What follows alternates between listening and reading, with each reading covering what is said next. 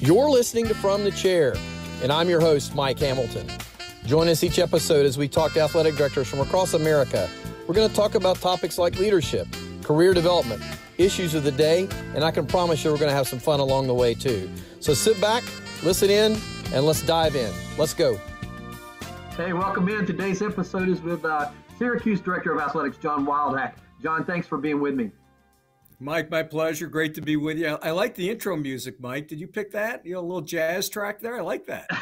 I suggested that I wanted a little bit more, jazz type vibe. So that's what we came in with, and that's where we're rolling right now. May have to adjust it at some point, maybe a little bit more rock interest, but for now, you caught up on it. It's jazz for sure, man. One of my favorite genres of music. So hey, I appreciate you jumping on here for a few minutes today, and these have been interesting over the last several months, just to talk to my colleagues, about different issues in athletics. And, as you might imagine, every single one of them has been different for different reasons. And I've talked to you a little bit in advance about kind of what I wanted to hit on here. And I think it'll be interesting for our listeners. And the first thing I want to talk about is just simply the fact that, you're at Syracuse, it's your alma mater. There are a number of folks around the country who serve at their alma maters.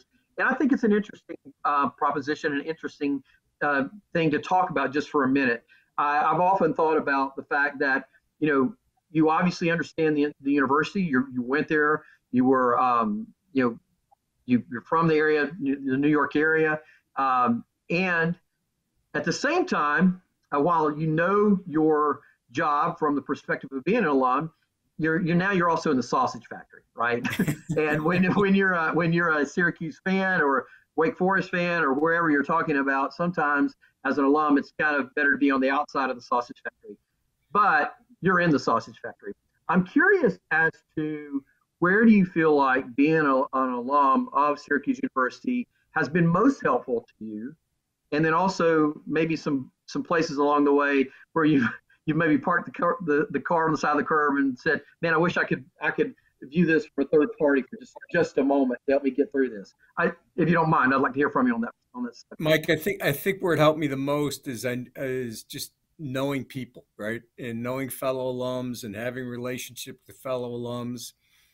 And I had stayed connected with the university after I graduated, through the Newhouse School, through the Falk School of Sport Management, obviously through athletics with people that I knew from my time at ESPN. So the knowledge of the people, the knowledge of the institution, staying close to the place, all were advantages to, I think, in terms of, my acclimation here. I think probably, what's hardest is, you take your fandom, right? And you take that fandom and you put it aside. I mean, obviously I'm still a fan, but it's a totally different lens. It's a totally different perspective. And, at some point, when they throw me out of here, I'll go back to being a huge fan again.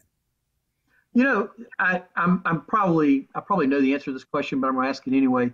You obviously were a senior executive at ESPN for a number of years, very successful career there, and you're offered the opportunity to come back to your alma mater. Would you have done this anywhere else?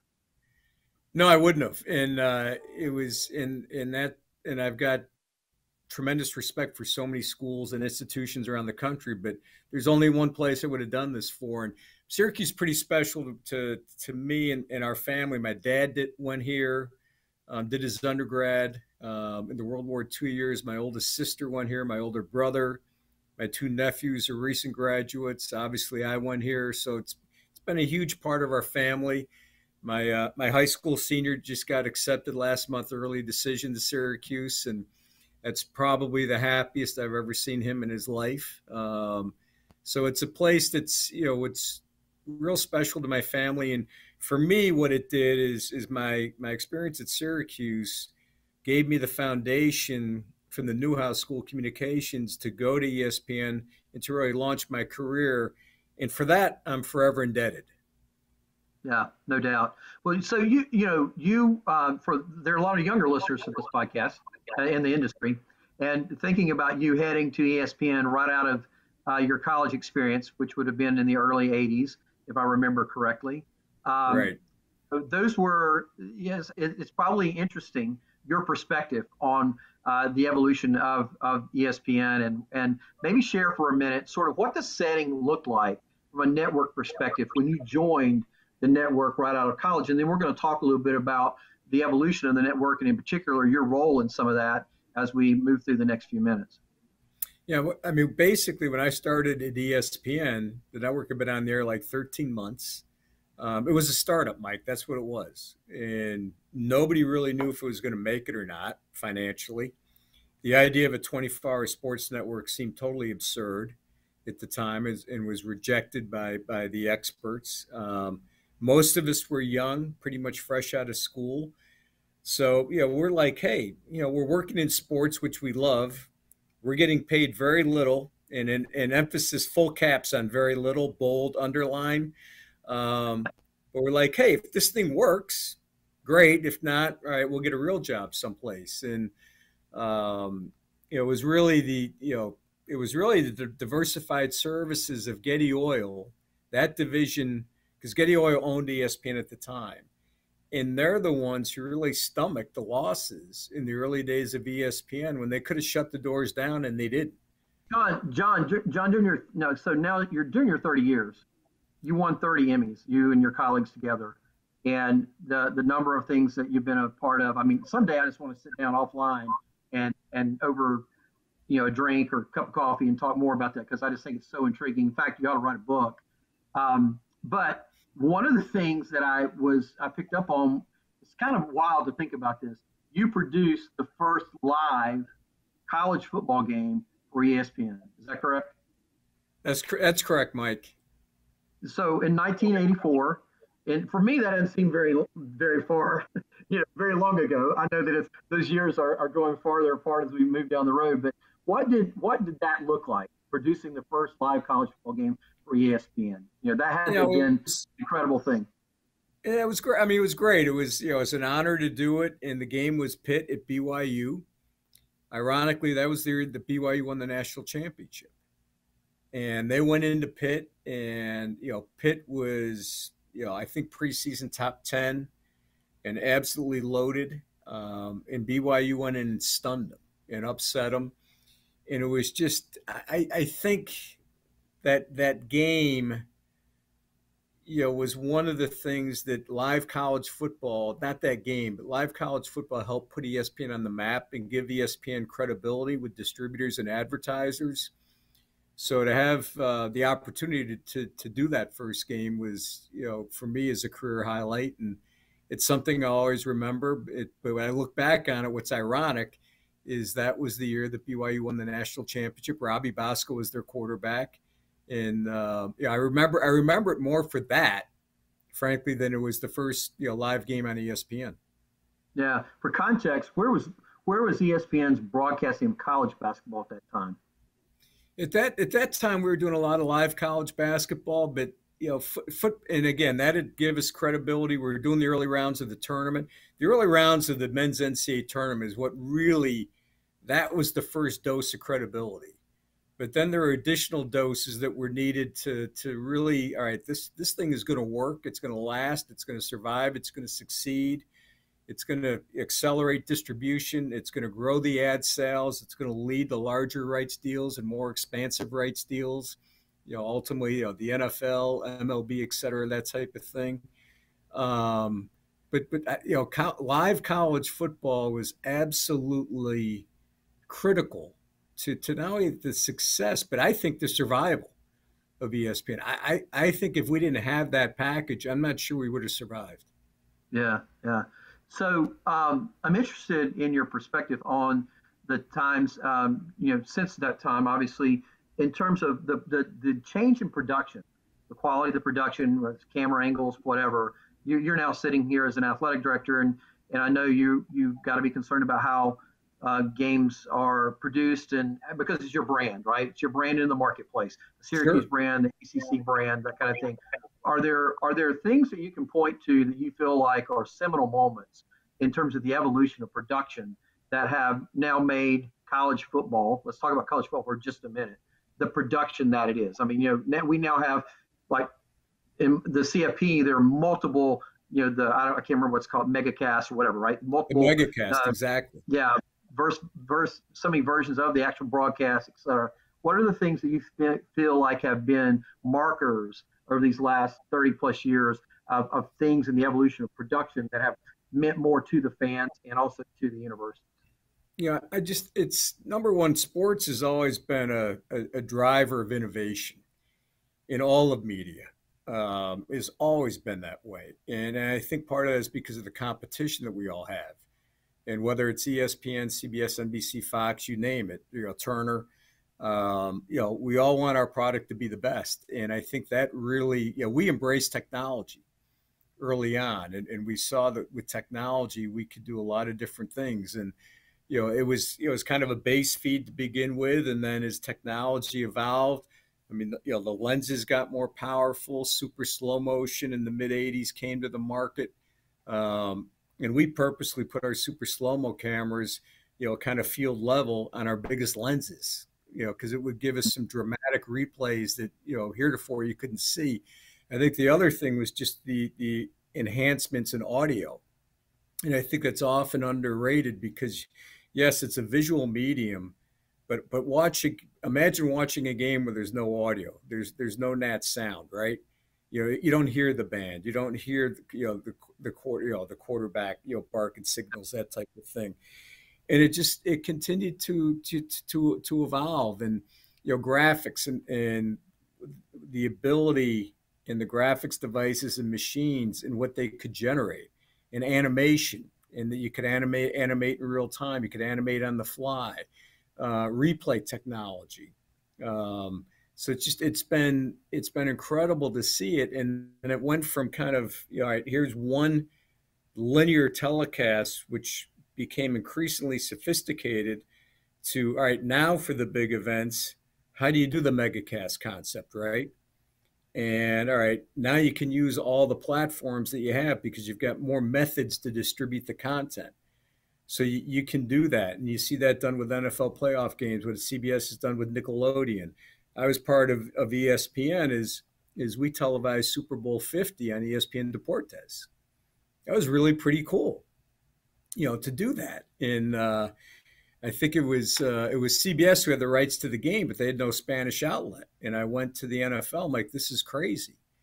So all right, so we produced Spanish language telecast for Super Bowl 50. So now with technology, it has to be our ally, and it has to be our ally in the industry. It has to be our ally for college sports.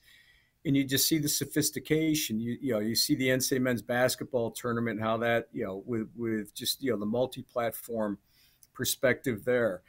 College football, just again, games are on ESPN, ESPN2, ACC Network, SEC Network, Fox, Big Ten Network, Fox, Big Fox, FS1, FS2.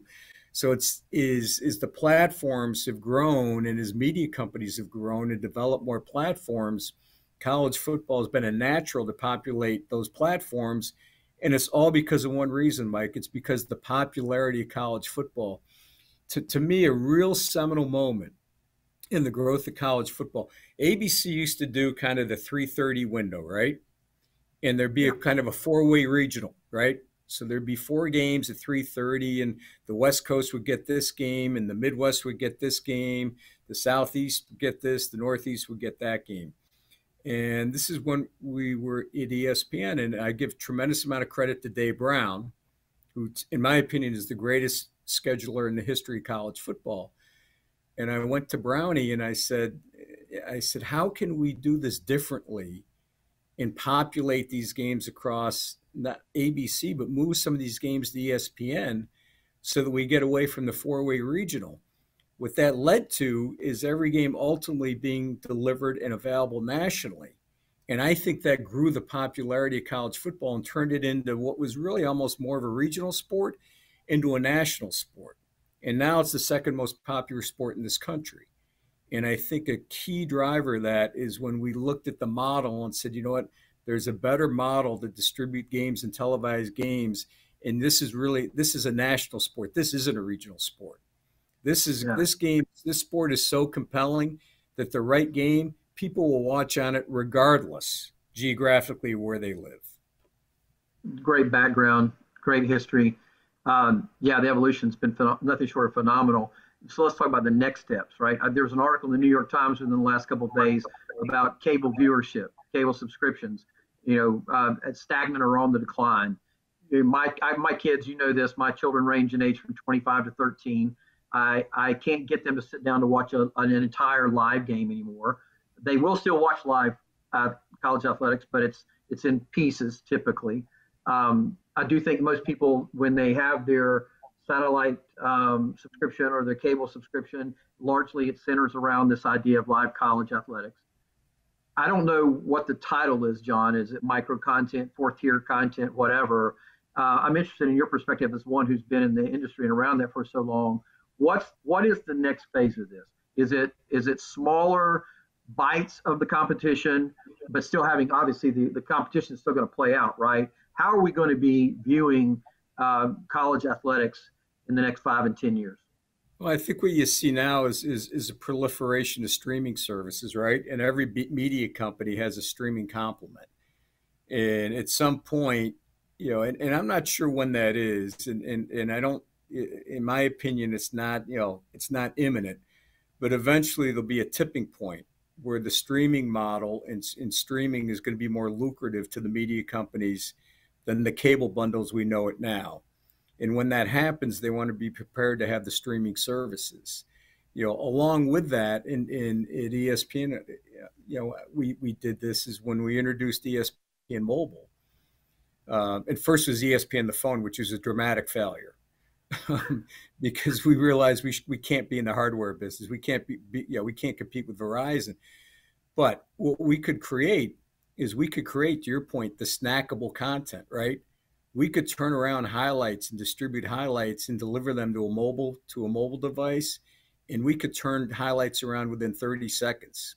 So maybe I don't want to watch the entire game, but I'm interested in this game. Is okay. I can go on my mobile device, right?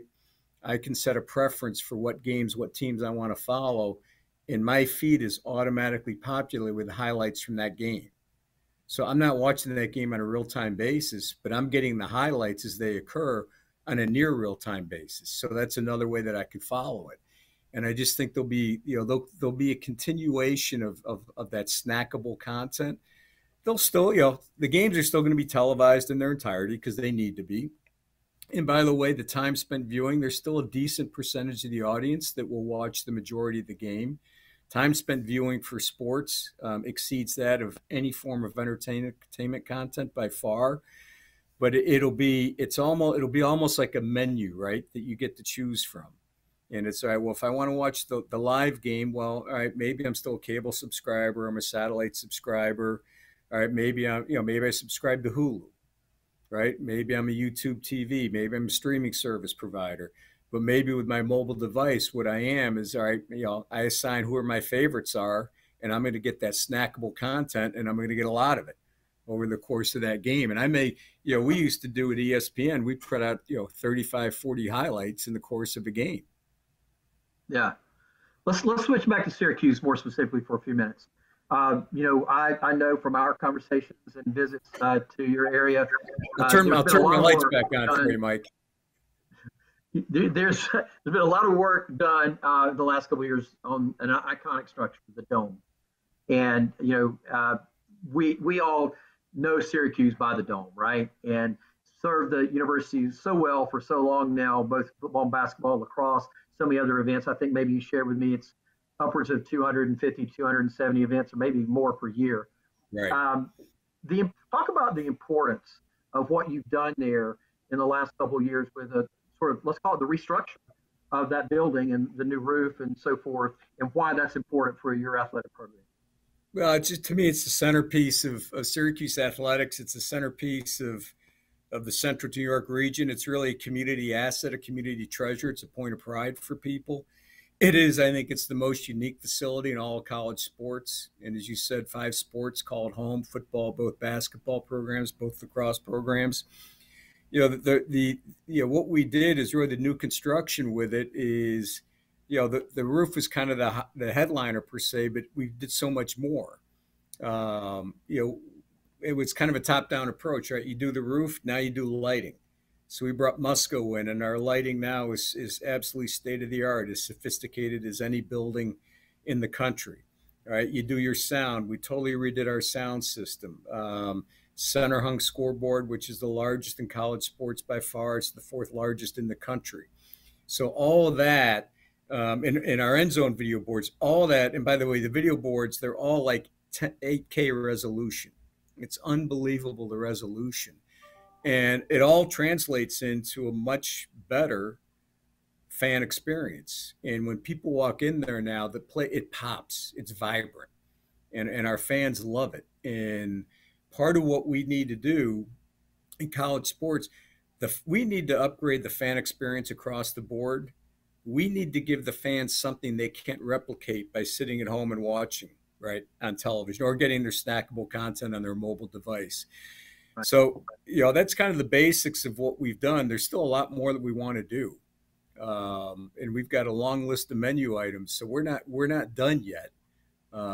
We redid all our concession stands. We went to a totally touchless model with concessions. Our fans love it. It's quicker. It's a quicker transaction for the fan. They miss less game time.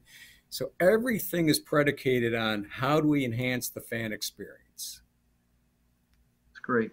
So a guy who's won a lot of games in that building, I'm intrigued. I am intrigued by the concept of leadership. What makes leaders tick? How are they successful? What forms their success? I don't believe there's a specific formula for everyone's success. But you've got a guy there who, as I said, has won a lot of games, Coach Boeheim, in that building.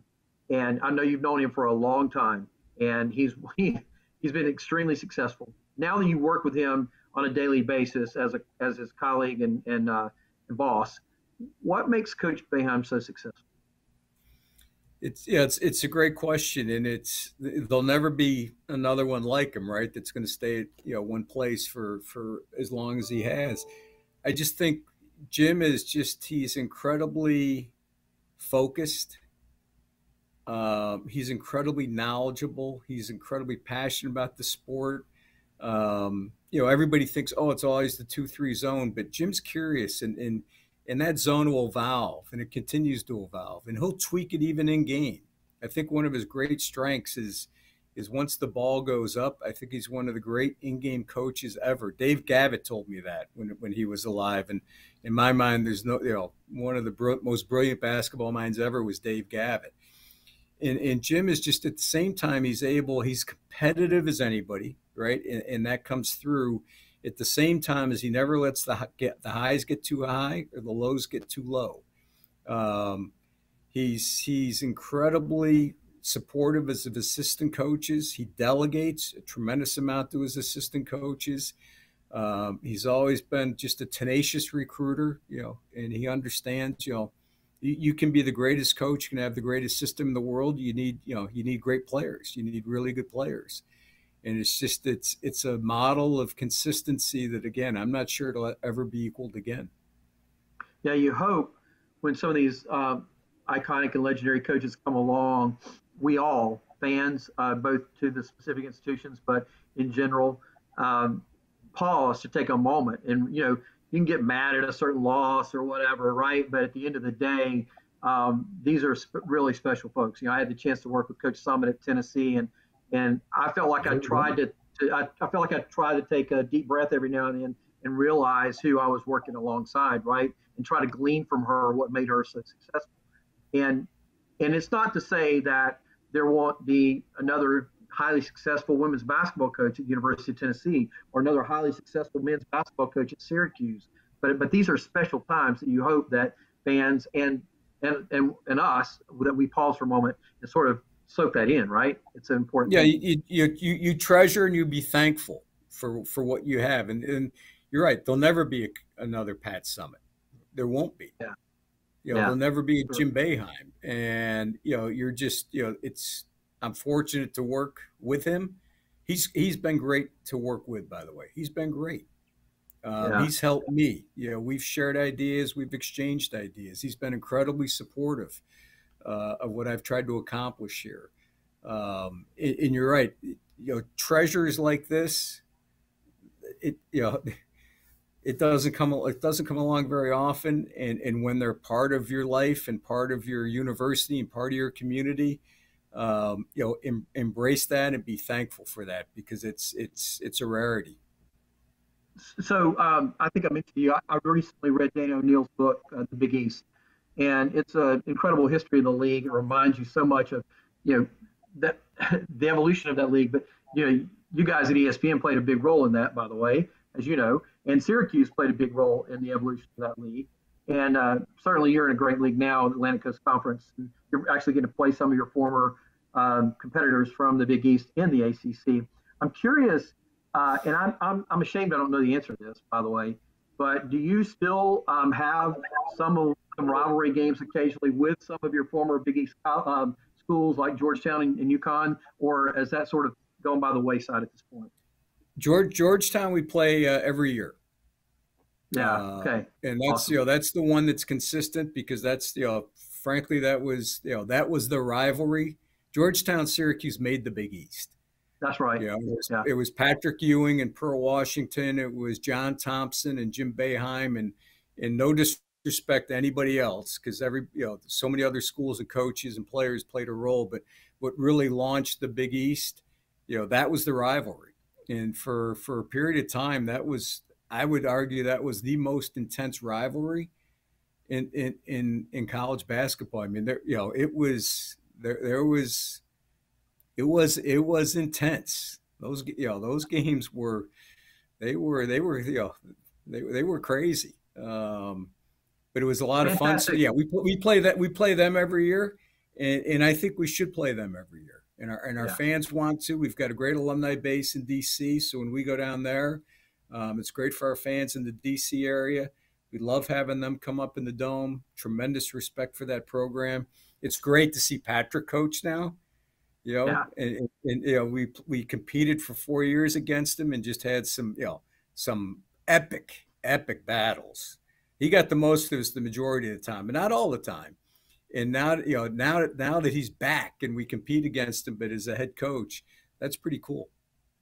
Well, look, I apologize for not knowing that you were playing every year. I'm embarrassed by that, but look, it's clear that that was a critical piece of that whole conference narrative. And the book, by the way, if you haven't read it, that Dana wrote is phenomenal for those who are students of history and love sports. So it's It's a really great really book. good. It's a great read. You're right. Yeah. Yeah. So let me just a couple things and we'll wrap up here. Contemporaneous issues for just a moment. We've lived through a lot in the last 24 months. It's hard to believe it's now been almost 24 months with the pandemic, right?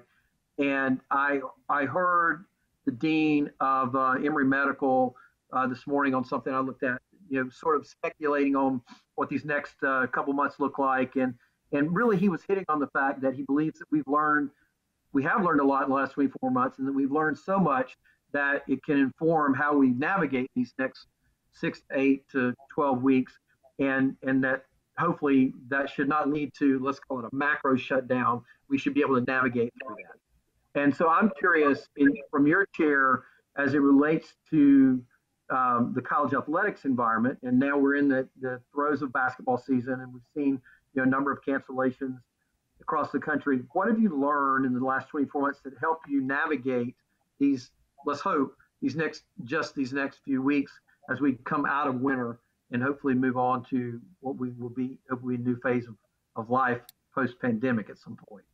Well, I think it's challenged all of us in ways that I think we never imagined. And every once in a while, I used to joke, and it was maybe a little gallows humor. But I'd go to my assistant Mary Kelly. I'm like, Mary, go through the files. There's got to be that manual from the 1918 pandemic. There has to be a template here.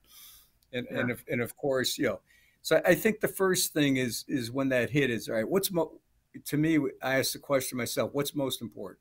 Most important is the health and the safety of our young men, our young women, and our staff. Okay. So what can we do? How do we partner with the university? How do we partner with public health experts to do that, to keep people as safe as possible? Secondly, how do we communicate and communicate frequently with student athletes, our staff, parents of student athletes, which I think was critical because I wanted the parents of our student athletes to have confidence in Syracuse University and Syracuse athletics that we were doing everything we can to keep their daughter or their son safe. And then ultimately, as we transition into the testing phase, and I credit the ACC and the ACC Medical Advisory Group and John Swafford for putting that together, and Dr. Cameron Wolf, who's a infectious disease expert at Duke, is our chair. He's been phenomenal. That established baselines for all 15 schools to follow. All right, then we had the introduction of the vaccines.